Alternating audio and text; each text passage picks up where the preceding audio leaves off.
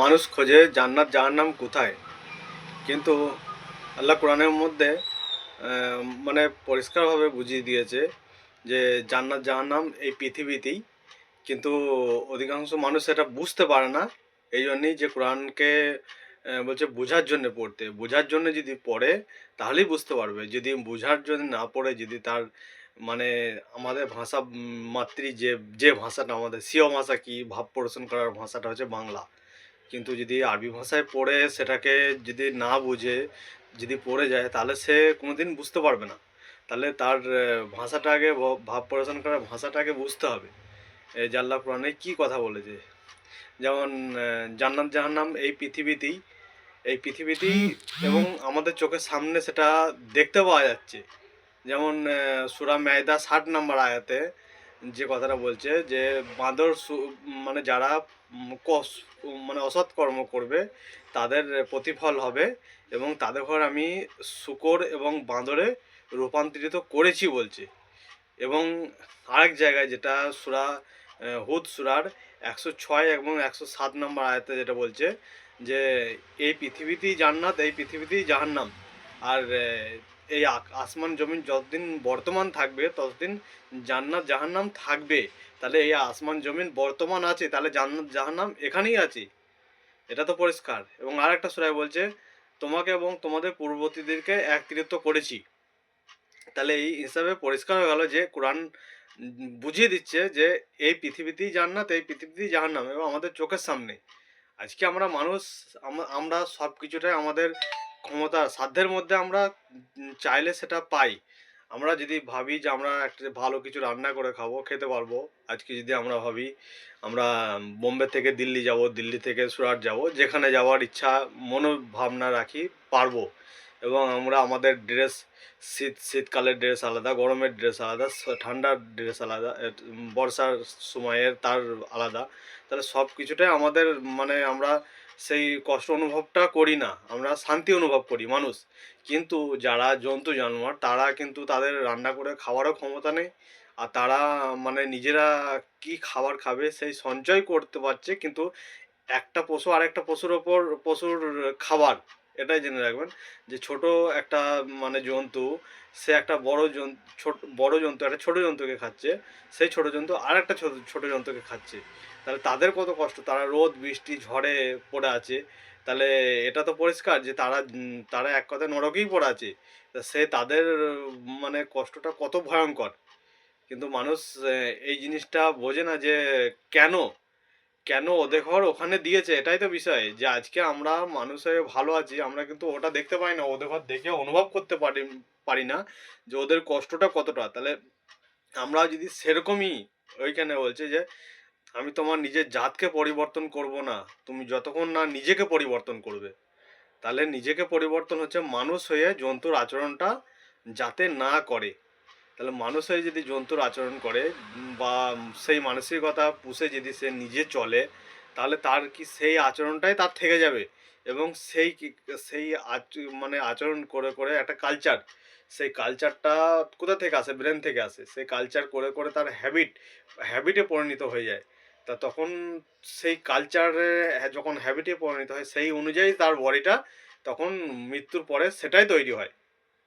এবং তার কর্মটা যখন খারাপ এবং ব্লাডটা পশুর আচরণ করছে, পশুর মানসিকতা নিয়ে সে চলছে মানুষ হয়ে, তাহলে তখন তাকে সেই বডিতে তাকে দিয়ে দেবে। এবং এটাও কি তাকে আবার মানে সাজা কাটিয়ে আবার মানুষ হয়ে ফিরিয়ে নিয়ে আসে। কিন্তু সে ফিরিয়ে নিয়ে আসলে কি হবে, সে তো আবার জন্তুর দিকে চলে যাচ্ছে, আবার ফিরে আসছে, আবার সেই জন্তুর দিকে চলে যাচ্ছে। তাহলে এইভাবে কষ্ট ভোগ করছে। তাহলে তাকে মানে মানুষ হয়ে মানুষকে মানুষের রূপ দিয়েছে এই জন্যই, তাকে তার ভুলটা সংশোধন করার জন্য, যাতে সে দুবারা আবার ওই ভুলটা না করে মৃত্যুর পর আবার যেন ওই জাহান্নামে না চলে যায়। এটা হচ্ছে বড় বিষয়। এই বিষয়টা মানুষ বোঝার যদি চেষ্টা করে অবশ্যই বুঝতে পারবে। আমি যে আয়াত দুটো বললাম সেই আয়াত দুটো পড়বেন, আমি আজকে পড়ে শোনাচ্ছি না, কিন্তু ওই আয়াত দুটো পড়লেই আপনারা বুঝতে পারবেন। বাকি কোরআন যে বলছে তো বুঝার জন্যে, বুঝে বুঝে পড়ো, আস্তে আস্তে পড়ো, ধীরে ধীরে পড়ো এবং বুঝে বুঝে পড়ো, তাহলে বুঝতে পারবে তোমরা। বাকি কোথায় জান্নাত জাহান্নাম, এইখানেই সব কিছুটাই। মানুষের শান্তি, মানুষ মানুষ শান্তি কিন্তু এক কথায় শান্তিটা কোথায় আসে না তো, মানে সুখ পয়সা দিয়ে কিনতে পাওয়া যায়, কিন্তু শান্তিটা কিনতে পাওয়া যায় না। এটাই হচ্ছে বিষয়। শান্তিটা কিনতে গেলে তার আচরণটা এবং তার মানে ভালো মানসিকতাটা নিজের মধ্যে পুষে এবং সেইভাবে চললে ঈশ্বর যেটা মতলব আল্লাহ যে কথাটা বলছে সেই কথা অনুযায়ী যদি তুমি চলো, সেই যুক্তি অনুযায়ী, তাহলে তোমার মধ্যে শান্তি অবশ্যই আসবে।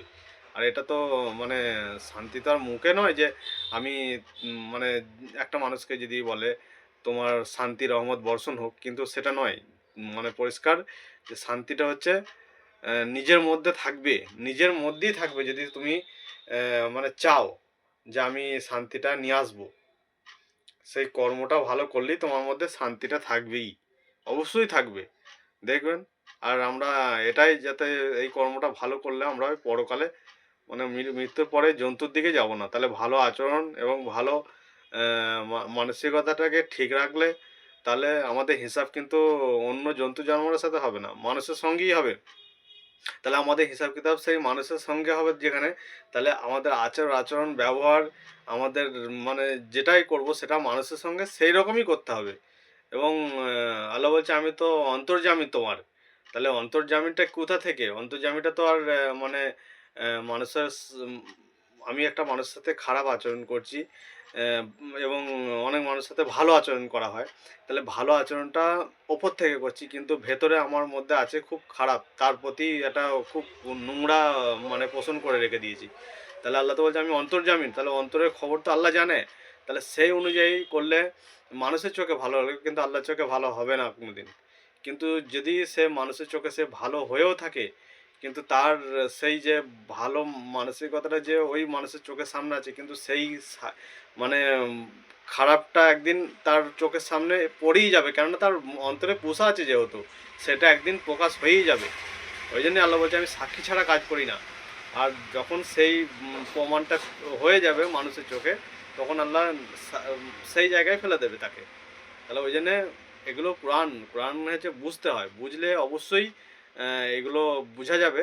এবার আলোচনার কথা তো শেষ হয় না। এবার মেন হচ্ছে বড় ভিডিও বানালে কি হয়, মানুষের দেখার ধৈর্য থাকে না। এবার 1 মিনিট 2 মিনিটের ভিডিও বানালেও আহ, মানে মানুষ দেখে, কিন্তু ওই বড় ভিডিও বানালে তো মানুষ দেখে না, মেন ওইটাই হচ্ছে। নাহলে বললে তো 1 ঘন্টা ধরে বললেও সেই কথাটা বোঝাতে হবে, এবং বুঝলে সেটা অবশ্যই মানে নিজের জন্য ভালো, এক কথায়। দেখবেন, বোঝার চেষ্টা করবেন। আর আমি যে আয়াত দুটো বললাম ওই আয়াত দুটো পড়ে দেখবেন।